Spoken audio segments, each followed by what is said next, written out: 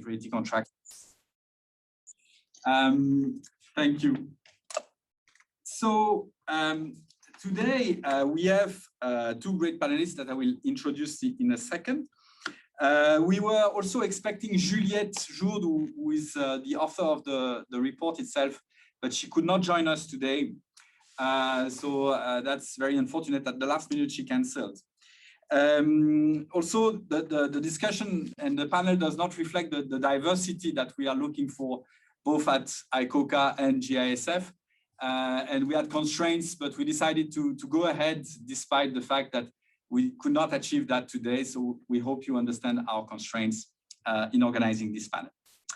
So let me, before I introduce Panos and Jamie, let me tell you an anecdote, a personal anecdote, which somehow I think illustrate the point we want to discuss.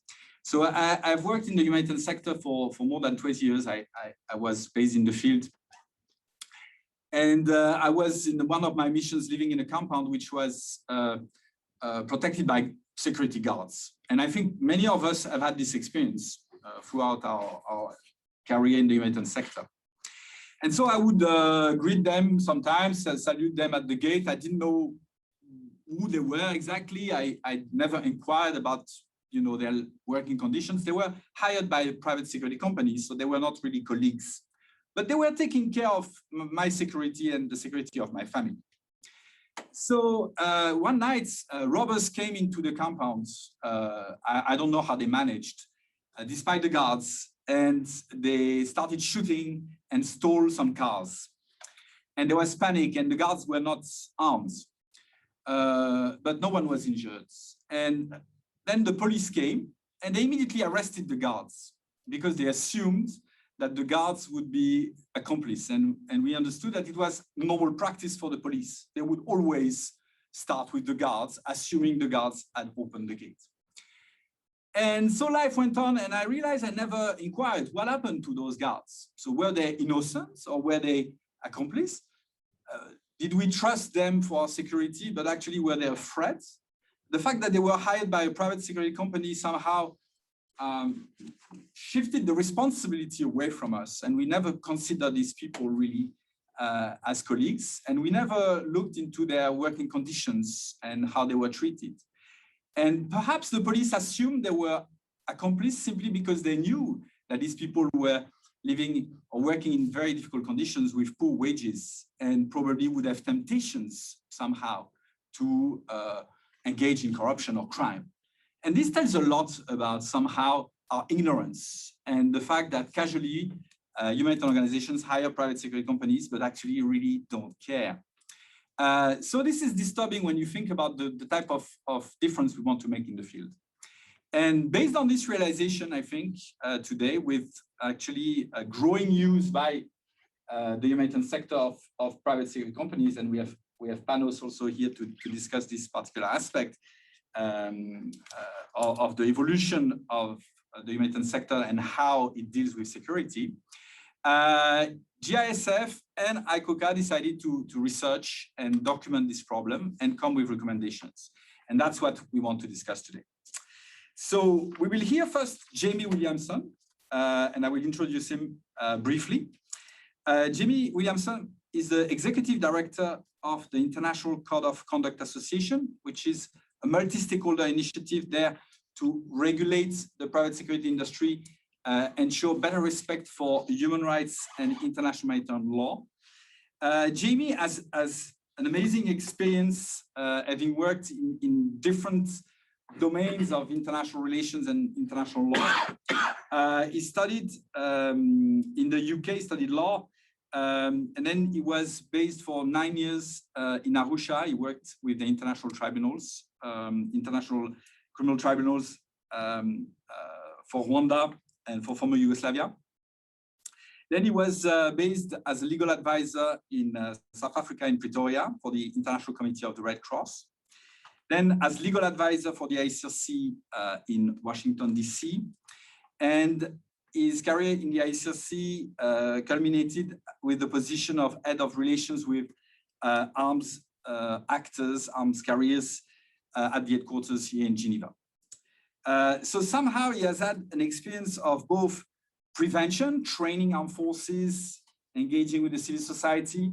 He has had an experience in the monitoring of the law, in protection activities, and also an experience in the repression of crimes with the International Tribunal. So a very, very vast experience in this topic. Then we will listen to Panos. Panos is the Deputy Director at GISF for Americas. And Panos has a great operational experience. It's quite amazing the number of missions you've been carrying out. Iraq, Pakistan, South Sudan, Uganda. You've been country director for Action Against Hunger, but also the International Rescue Committee in Ethiopia, Kenya. Yesterday we discussed also about your work in Greece with migrants. So Panos Navrozidis is a Greek. He studied in Athens, but also at the London School of Economics. And he brings to GISF, I think, an extraordinary amount of experience in terms of negotiations, of access, advocacy. So we're looking forward to hear from him. But first, I give the floor to Jamie. Jamie, floor is yours. Thank you. Thank you very much, Vincent. Panos, good morning. Good morning to those in the room and those online. I'm not too sure where to look, whether I should be staring at the camera or in the room. So I apologize for the side profile during this conversation. And I think it is a conversation I'm hoping we can have over the next 45 minutes or thereabouts. Quite simply because I think the topic in terms of the title for this panel is actually a very good topic.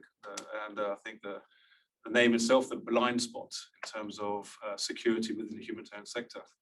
And I would also indicate that the discussions that we've been having with the humanitarian sector for a good couple of years on this subject matter has also demonstrated the points that you've highlighted already, Vincent, of a combination of the limited understanding or lack of awareness, or actually, generally, the seemingly lack of interest on the part of the humanitarian sector to go into more detail with regard to how to manage security in their operations. There's a management of security, but when it comes to the security providers, the outsourcing and contracting of security by the humanitarian sector, there are a number of issues that I think are quite concerning, and a lack of interest, which in my mind should be a little bit of a red flag for the humanitarian sector.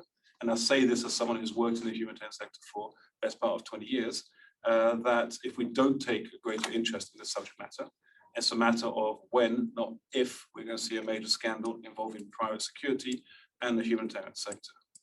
So with those opening comments, what I'll do is maybe go through a few key points and not speak for too long on some of the areas that we're working on and some of the issues that we've already highlighted at sort of more general level before we go into a bit more detail. Quickly, I think about the association. So we're an international association based here in Switzerland, established about 10 or so years ago to implement an international code of conduct, which was developed specifically to regulate and oversee the operations of private security companies. It's based on human rights law, international humanitarian law. And the idea is that the security providers join the association, go through a process of verification, certification, ongoing monitoring, be it remote, desk-based, or in-country. And we recently carried out missions in Libya, Iraq, Kenya, as a couple of examples. The association is multi-stakeholder. I think that's particularly important to understand. It brings together security providers, so about 105, 110 security providers so far, globally, and there's more coming in the pipeline every single day. Governments, including Switzerland, the US, and the UK, and civil society organizations, so approximately 45 civil society organizations from different parts of the world. In addition, there's a range of observers, and I think GISF is one of the observer organizations of ICOCA. The question is then, why are we focusing now on the humanitarian sector? And it's not the only sector, to be honest, that we're looking at. So we should take the starting point as being the humanitarian sector, come both as actors interacting with private security companies in fragile and high-risk environments and conflict situations, but also from the vantage point of humanitarian actors and humanitarian agencies as clients of security companies. In other words, they hire and either outsource or have business units in-house, which are also private security. So we decided a couple of years ago to look at different client sectors. The traditional client sectors where there were oftentimes most problems were sectors like the extractive industry, the mining world, and so on, where security is in your face and very much at the forefront of major issues linked to the extractive industry. And we've seen large corporate entities, multinational corporations, having to integrate more forcibly, not necessarily very efficiently, due diligence in how they hire, use, and operate with security providers in-house and externally. So a huge focus was on the extractive industry. And then another focus had been very much based on the last war in Iraq on companies such as Blackwater and others that were operating in Iraq and allegations of harm and killings in certain situations, and this was square footage by security providers in high-risk environments such as Iraq. And I think the Iraq situation, in addition to the extractive industry, provide a kind of first visibility of that footprint, of the private security footprint in these environments. And Iraq in particular suddenly showed us all that there was maybe a change in the conflict dynamics in terms of new types of actors involved in those environments that were not necessarily taking part in the hostilities as such, but were nonetheless actors who had, I think, critical roles to play, both during active hostilities and providing security to a range of actors, including ultimately humanitarian agencies as well, not simply government entities and corporations, but also individuals who could have an impact on the dynamics of the conflict in terms of who constituted those security companies, what were the staff profiles of the security companies, and then the fact that they provided maybe that kind of first line of visibility for humanitarian agencies with local communities and beneficiaries. So we considered, as a result of activities of the past few years, looking at the humanitarian sector. And some of the concerns that arose from that, and some of the findings that we also have developed in this study, which we'll speak about in a few minutes. The first, I think, key point that we've noted over the past couple of years, if not more, of engaging with the humanitarian sector, both at headquarter level, but also in country, is that the vast majority, and there are exceptions, but the vast majority of humanitarian agencies will have some kind of security setup within their, let's say, organizations. But the understanding and knowledge and the, I think, overall interest within the broader organization as to how security is managed are afterthoughts in many ways. Security is a service rather than something which is integrated. And yes, there are reference points to humanitarian principles and questions of access, but very limited real substance in terms of discussions. A second, I think, key point we've also recognized is that whilst maybe 15 or so years ago, when we were active in the field, that's telling my age a little bit, but when we were active in the field, there were situations where the vast majority of humanitarian agencies did not use security in the same way as they do today. Most security would have been limited to guarding properties and residences of individuals in country, and some of the logistics setups, but very little linked to convoys or to actually access of local communities. And there would be maybe a very limited footprint in terms of the availability of security providers in those contexts, because it's a fairly new business in many of these countries, and it had yet to mature or evolve in many countries. However, fast forward 15 years, there's been a huge evolution in that regard. I would say the majority of humanitarian organizations I interact with in country, be it in Iraq, Libya, South Sudan, Nigeria, use security these days. And it's no longer simply limited to guarding of premises and individuals. Security provides a range of services, which for some humanitarian agencies becomes critical to their operations in country. And without security, they could not operate. So there's that recognition of the evolution of the industry in that regard. However, that has not been carried with a recognition by humanitarian agencies that they actually use security. It's nearly a contradiction in terms of positioning. You have the operational reality, but then you have the mindset, which is quite often, we don't use security. Oh, but if we do use security, we only use security to guard our facilities. But that is still security. any form of guarding is security as well. And it may be a limited form, but humanitarian agencies do use security. So it's nearly been a taboo subject for many years within the humanitarian sector to actually speak about security and to recognize that they use security. It's not a negative, it's a critical function in many environments, and it's something that has to be addressed. A third, I think, potential point that we need to recognize is the growth of the security industry in many high-risk and fragile environments means that there's a risk associated with using private security. Despite the benefits, despite the critical nature of security for humanitarian agencies, there's a risk associated with using private security. As a result, there's a need for greater due diligence, greater management, oversight of how security is used, hired, and let's say contracted by humanitarian agencies. And these risks are many. A couple of examples which have been highlighted at the international level already is the fact that in many environments, the security providers are staffed from local communities, and they could be former police, former military, as well as former non-state armed groups now filling up those security positions. And we have seen in a number of countries, those security companies actually being constituted only of former non-state armed groups. And so there's a whole question there in terms of the vetting, security of the entity, the perception as well that goes with who do you hire and who's staffing those security companies. If security companies are made up of former military or former members of the law enforcement agencies, you have another set of issues as well, vis-a-vis their acceptance and the local communities.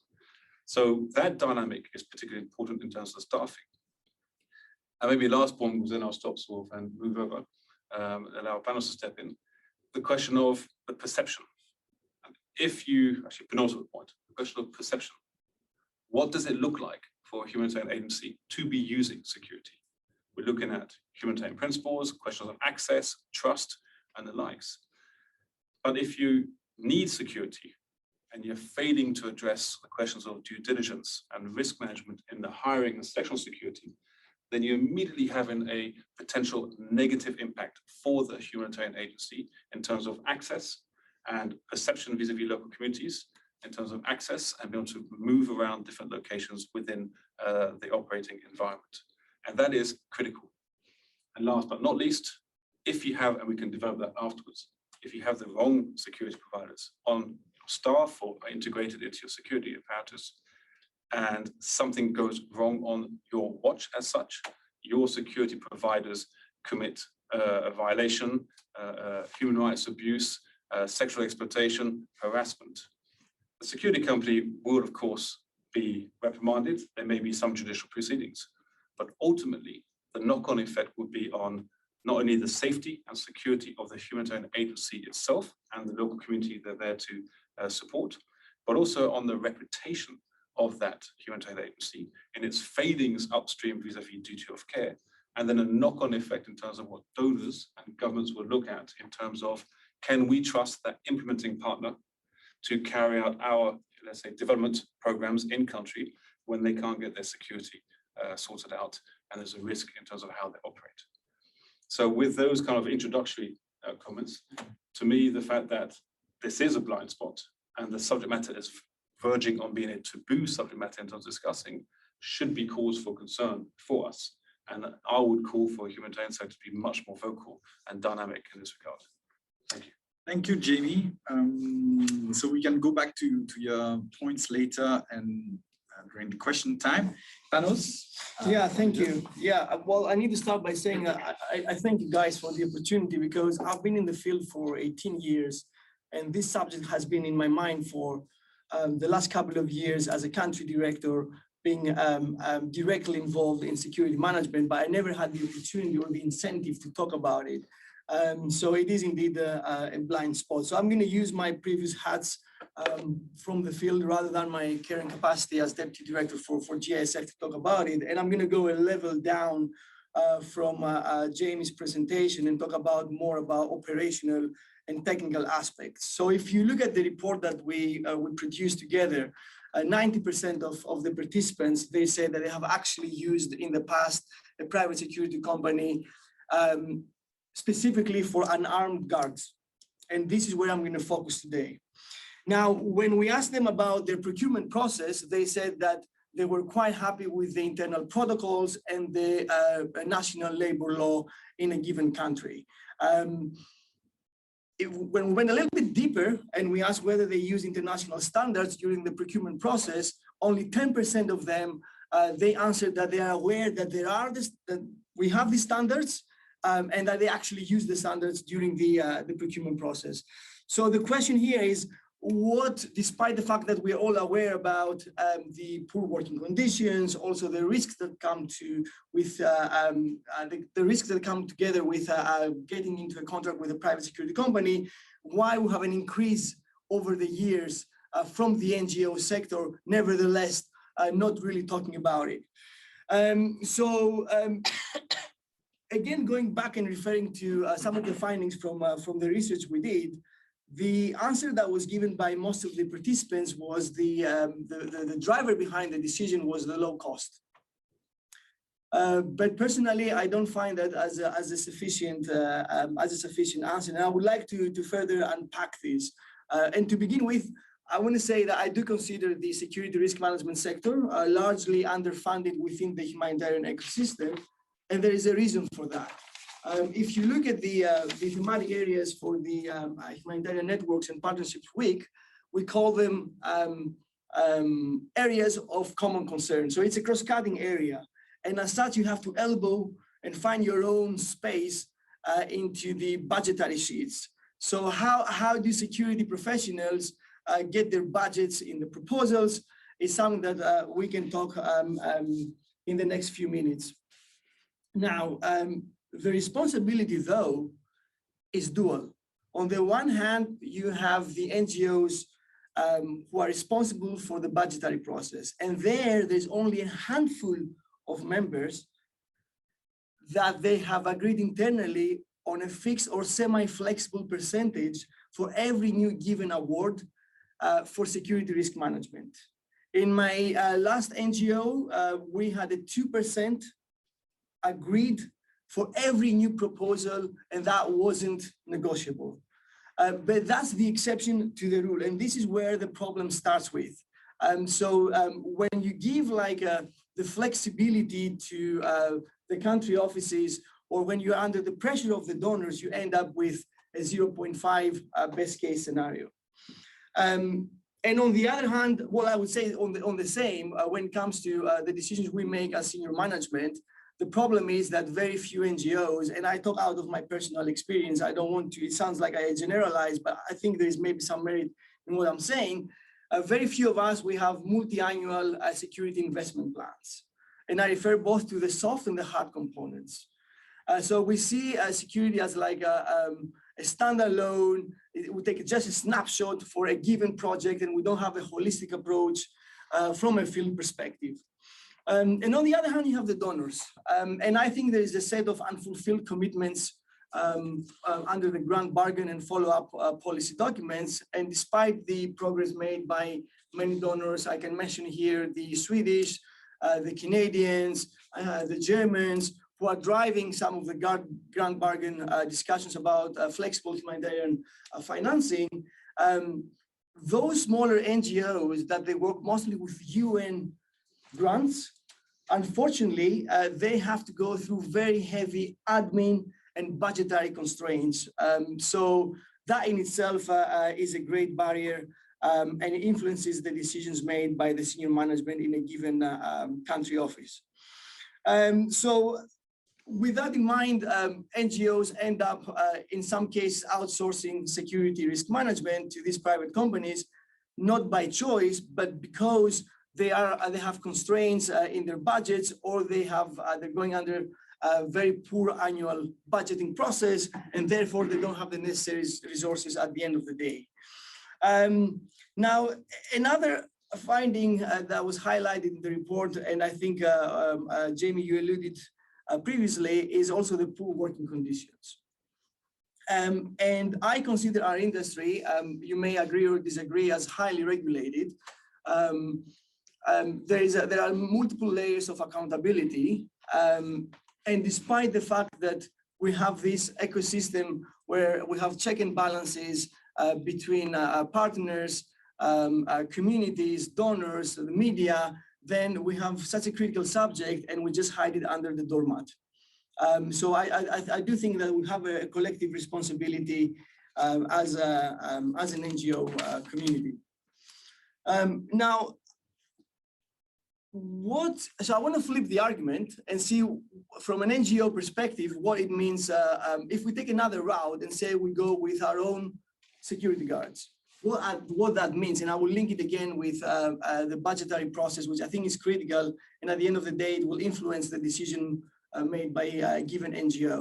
So if we assume that we have an NGO with $40 million of annual budget, you have 15 field bases and 5 warehouses, you need 5 guards for the duty roster for a given week, that brings it to 100 people if these people are supposed to work 40 hours a week.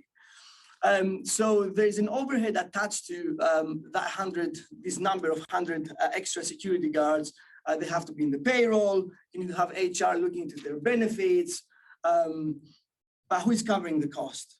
So again, it goes down to, do we have enough money to get the right security company on board or go with our own guards? And then that links with the due diligence process, because I've never seen in my entire career a procurement process that goes into the soft elements of procurement. So we've done before tenders for private security companies, but we never ask them, how much do you pay your people? Do you provide benefits? What is the annual leave? What are the working conditions? And you end up leaving your compound and you see the same face, the same person over and over again, and you're wondering, and that's why I'm reflecting, I take responsibility on behalf of the sector, how on earth this person is again. That's the 3rd time that I see him like morning and night in the compound. So we end up with what I call invisible workers.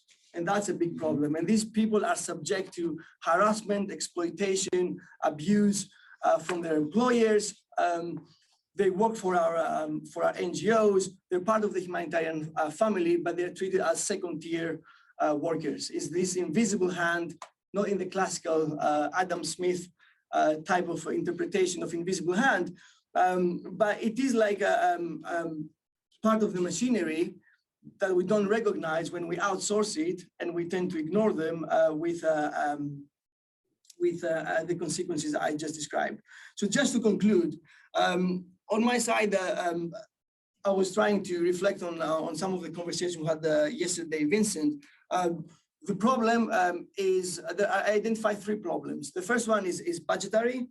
The second one is poorly regulated private security companies, and that's the territory for ICOCA. And the third one is poor due diligence process, again, on our behalf. It goes back to the NGOs. And here there is a knowledge gap. There's a knowledge gap that we need to address. Now, how do we fix them? I think I answered the question by just outlining the constraints and the problems. It's again, better budgetary process, make sure that security professionals are involved during the process, and you don't really call them at the last minute just before you submit the proposal to the donors. The second one is a better regulatory framework, which again, I will leave it to you, Jamie, to talk more about it. And the third one, again, is when we talk about due diligence process, make sure that we educate ourselves and we bring to the table all the tools that you have developed that we are definitely unaware of, and we need to make an effort to work with our procurement teams and make sure that they are included as part of the process. And with that, I will give back the floor to you, Vincent. Okay, thank you very much, Panos.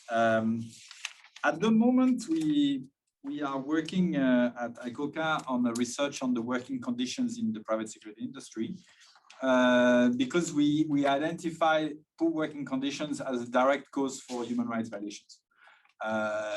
And that's quite common sense. I mean, military commanders know that if they treat poorly their soldiers, perhaps they will engage in looting, there will be no discipline, there will be lots of abuses and crimes possibly. So it's a bit of the same thing in the private security industry. If people are poorly treated, how can you expect them to then take care of the properties of the people they are supposed to secure. So we are researching this, and we have found many evidences that in so many countries there is a kind of slavery mentality. Guards have no choice. There are hundreds of people applying for those jobs. Companies have, sometimes don't give them contracts. They don't give them benefits. They work in very poor conditions.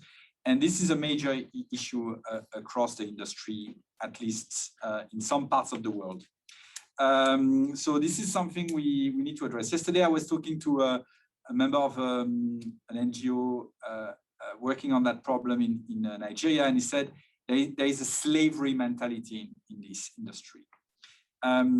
So of course, this affects the security, and as you said, then if we turn a blind eye to these conditions, maybe it will affect the security of the humanitarian actors and of the general public. So I think you've brought already lots of elements regarding the findings. Now we can turn also to solutions. But first, do you have questions for Jamie or Panos at this stage? Or questions from our internet audience? So if that is not the case, maybe I can turn back to you, Jamie. So what could be the solutions to the problems that we just discussed and that Panos has summarized? Solutions, I mean, we could be here for hours talking about solutions. I think we need to maybe look at it from both the agency's perspective as well as from the international perspective as well, government responsibilities in that regard.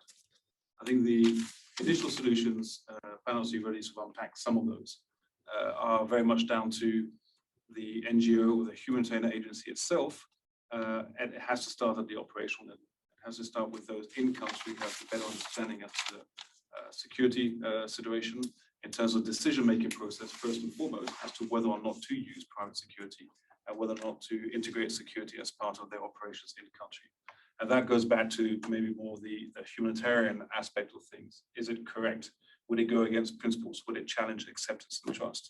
So that first kind of evaluation that needs to be made by I would say, the local representatives of the NGOs and humanitarian agencies in country. The second is once a decision has been taken to bring on board private security as part of the setup for the organization. And I'm not going to talk about the in-house part, because I think the in-house part, you mentioned already what that entails for an NGO. But if there's going to be a use of a local private security company to support the operations of a security of a humanitarian agency, then one has to do as one would expect any, let's say, corporation or business or entity to be carried out in terms of that due diligence. Due diligence in terms of how one selects, procures, vets the companies, the service providers that they're going to use. And it's a very rigorous process that has to be put in place. We've developed with GISF a toolkit in that regard to help individuals go through that particular process. But it's due diligence in the most basic sense, which is quite often absent, which is what is quite frightening. It's making sure that you know what you're asking for, making sure that it's realistic in terms of the types of services that are being requested, having an understanding of the kinds of demands that you may have from a budgetary perspective, but also from a staffing. So if an NGO says, we only want to have 3 shift rotations per day or 2 shift rotations per day, what's the impact then in terms of the number of guards you'll have on duty and then the length of shift time for those guards? And they're very basic questions, but they're fundamental questions at that point, because if you have a guard working 12 hours a day, already that's questionable, and it would potentially go beyond what is acceptable under international law. There are some exceptions. But secondly, that guard's 12 hours will become a 14, if not 16-hour day if you bring in the commute and back and forth from home and the likes. So taking that into account as well. The questions need to be asked with regard to the security provider, their own track record, their selection and vetting processes. How do they go about hiring, paying, the insurance that they cover? Insurance is a major issue, which is often missing from many considerations. Who covers the liability for something that goes wrong? So those kind of basic fundamental considerations have to be taken on board as part of the procurement process and the contracting and choice. And then once a company has been, let's say, hired, there's that, it can no longer be a simple matter of saying, we've hired them, it's no longer our responsibility, we've done our job. There has to be that ongoing kind of monitoring process vis-a-vis the security providers and that interaction with those in charge of the security company, of the shifts, the shift supervisors, but also developing that kind of relationship with individual security guards. Your anecdote at the very beginning was critical in that regard, because those security personnel are hired to protect you. So if you don't have a good relationship with those individuals, what hope do you have that that individual is going to step up and do the necessary when it comes to protecting facilities and property, as you mentioned as well? So all those kind of sort of procurement pieces which have to be put in place, the standards to which you want the security companies to be operating to as well. And we can refer to what the work of ICOCA, industry standards, and bringing in that kind of third-party independent verification, making sure that the due diligence is being carried out, especially for humanitarian agencies that don't have the capacity, or if they do have the capacity, to have a complement in terms of what is possible. At the higher level, I'll stop there, the higher level is, of course, that donor perspective. The responsibilities in terms of the budget setting, which is no longer necessarily a local decision, it goes back to capital or headquarters or whatever they're called, and then the interaction with the implementing partners as well as their donors. So what do the governments put in place in terms of requirements? How much are they prepared to finance the security aspect of any budgetary demands for humanitarian action and development programs in the country? Because the donors have a responsibility. They ask a lot of humanitarian agencies when it comes to duty of care, but that duty of care has to come also in terms of leadership from the high levels and from government entities and donors, ensuring that they are setting up the right message and supporting that message with the kind of budget requirements in terms of minimum standards that have been met by the humanitarian agencies, that can trickle down as well to the local level to say, this is the money you're going to have, these are the standards you have to apply, and this is what you have to do in terms of due diligence to make sure you hire the right security providers and manage those providers. Sorry, I do have a question. Going back to one of your first points about being a taboo subject and why NGOs don't recognise that they actually have security. If an NGO was to turn up with their own security, is the perception and of them, is there an increased risk to hostilities towards them and threats if they were to bring in non-locally employed contractors in that area? Is there an increased risk to that NGO? Because surely the perception of the locals is that you're coming in protecting stuff that they don't perceive as them going to, I don't know, steal or anything like that. Is it? Yeah. You see what I mean? I mean, from what we see, I think each context is different. And by local, you can either go local in the sense of national. Mm-hmm. And then when you go national, you then bring in the sense of regional, tribal, ethnic as well. So you have all those perceptions that have to be taken into account depending on where the humanitarian agency is operating. Mm-hmm. And if you take local to the level of national, you then need to look at international. What message is it sending to the local communities when the profiles of the security personnel happen to be a whole range of, present company included, Western, white-faced, former military personnel. And that potentially also creates a negative perception. It doesn't necessarily increase the risk by their presence. It could actually be good for security. However, it does challenge that question of trust and acceptance and access to local communities. It limits the potential for the local interaction and gathering information, intelligence from a humanitarian perspective to enable those operations to be able to have access to figure out what's happening in detention facilities, for instance, if that's the nature of the humanitarian organization's work. So a number of companies effectively choose, whether through operational needs or actually because of capacity in terms of numbers that are required, to outsource and to either subcontract or integrate a whole number of local security personnel into their operations, even if they hold the contract, or in some contexts to bring in third country nationals. But that can be contentious as well, because it creates another layer of dynamics internally, but also externally. So, I mean, it's hit and miss, but I would strongly encourage in most contexts, there has to be a strong local footprint but that also comes with a level of risk in terms of perception and acceptance. So perhaps turning to you, Panos, how does the humanitarian sector now handle security? At the beginning, I said, well, I have the perception that more and more hiring private security companies, perhaps less relying on their humanitarian principles to secure acceptance, assuming that there will be more risks in the zone they operate. So how do you see this evolution? Well, I still believe that for most of us, acceptance remains the cornerstone of security risk management in the field. What I want to talk about is what I alluded before. I think I mentioned the knowledge gap. So what do we mean by private security companies? Because there's a confusion globally speaking, but also when it comes to our own sector, there is no clarity and where does it start and where does it stop? So I talked about the guards, but what about situations whereby you hire a company to do a movement from your compound in Mogadishu to the airport? So that same company will have a number of vehicles that you're not aware of, or even the same vehicle could be today with you because it costs like a couple of $1000s just for that particular movement. And the next morning, that same vehicle will be with another client, and that other client might be a liability for you. And if people associate that vehicle with your organization, then you run into other types of situations. If you ask most of our colleagues, they will say, oh no, we don't work with these companies. No way, we've never done it.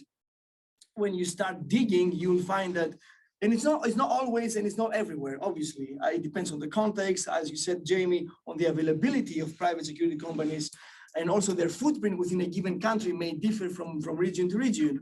But the more you dig, the more you find out that actually you're using some of these companies. And I want to make it even more topical. I had a conversation with a colleague, Mark, who have a fairly large operation right now in Ukraine. It's an American NGO and it's part of our group in the US. And they were saying to me that they are employing, for the time being, a private security company taking care of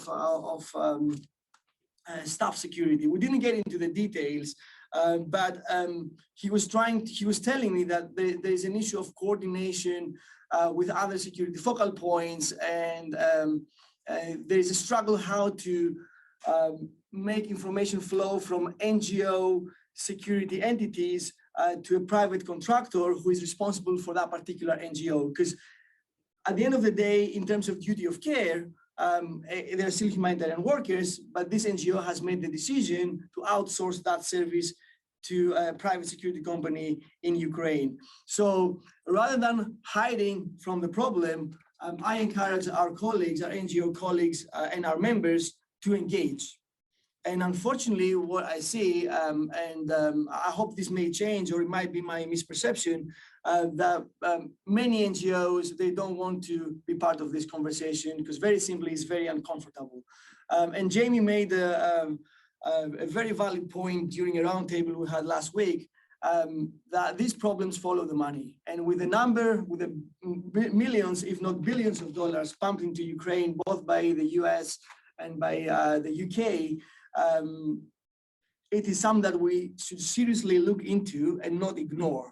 And if some of our members are actually using these services, let's have a conversation. And that conversation has to go on both sides of the Atlantic. And I don't want to make, to draw with a red mark, a big bold line between the two, but the fact that we have different perception on security risk management on the two sides of the Atlantic doesn't mean that we shouldn't talk about commonalities or about different strategies, because my problem can be your problem tomorrow.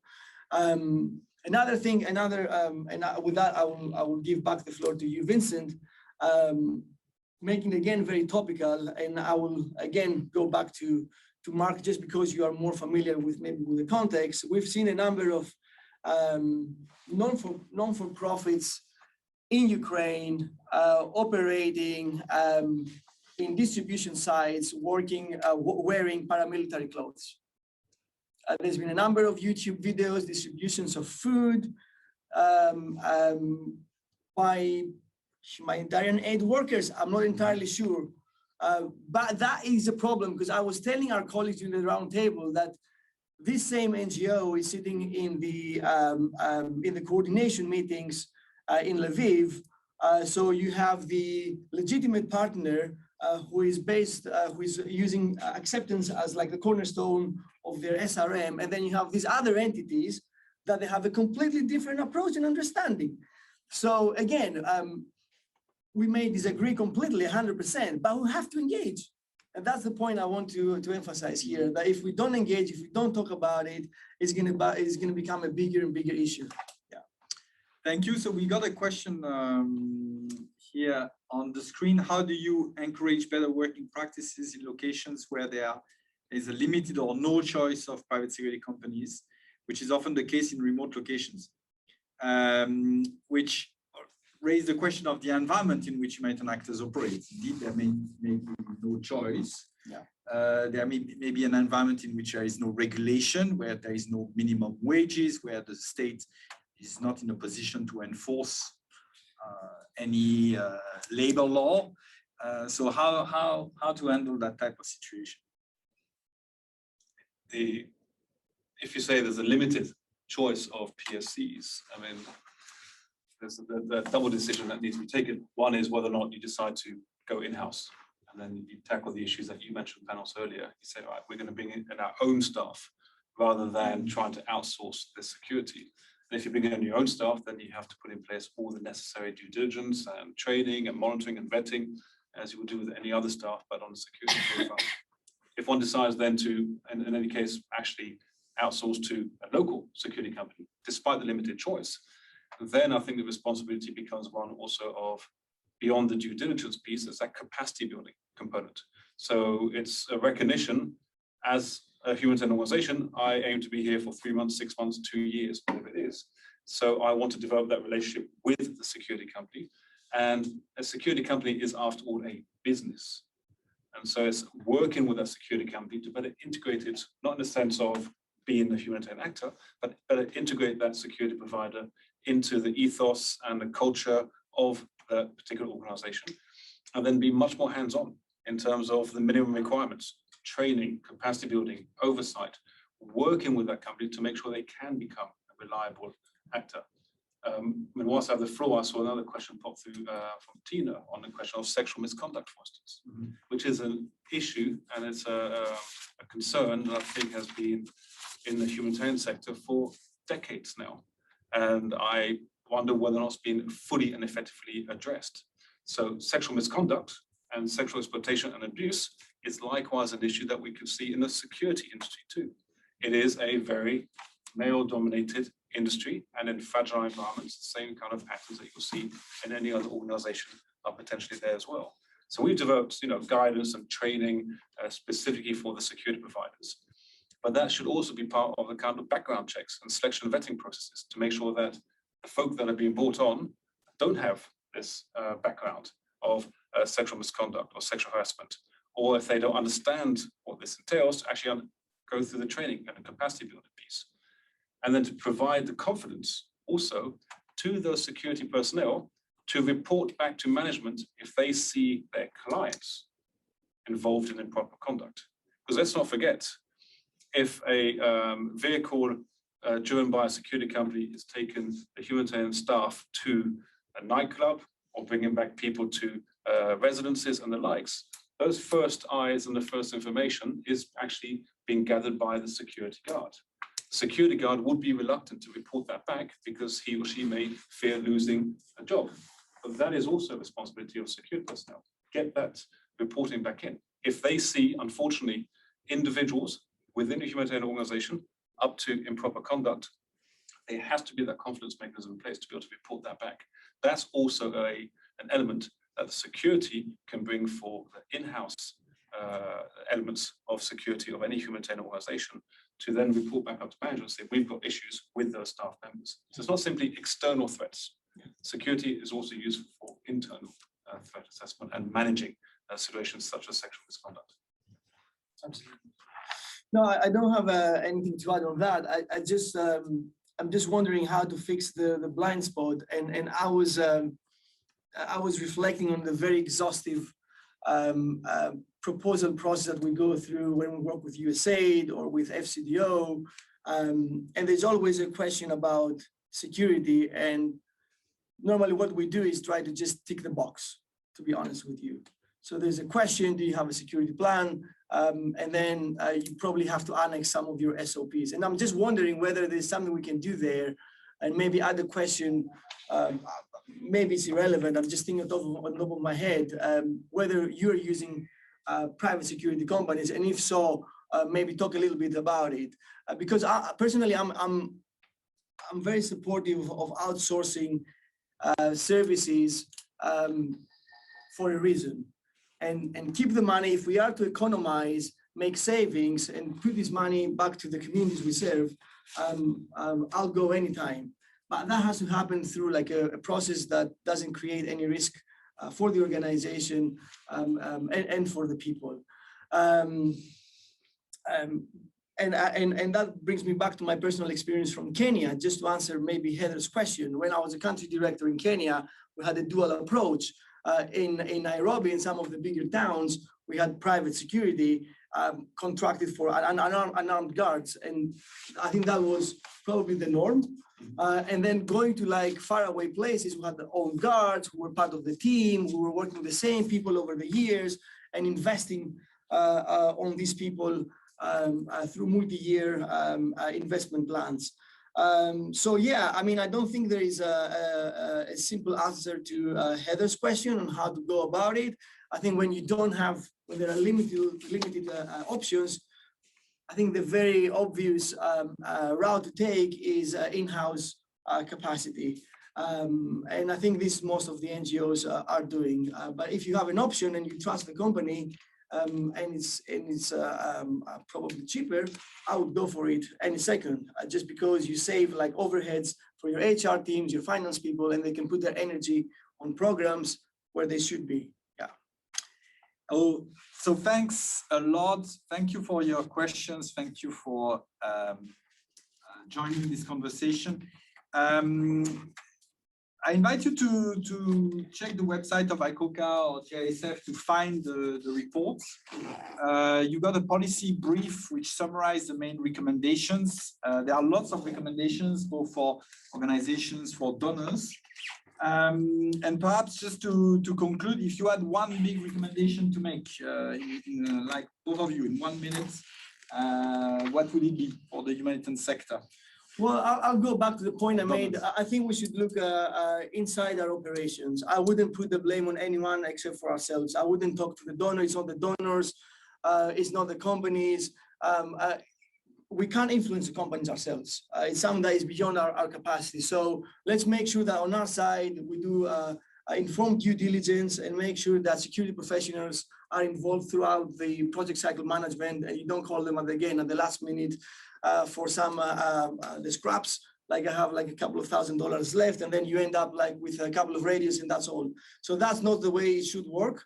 We should take it seriously, and again, and SRM professionals should make on their side an effort to engage with programs, because we often see like SRM professionals working in their own silos and being cut off from programmatic information, which at the end of the day has to inform the decisions we make on the ground. Yeah. Thank you. Thank you, Panos.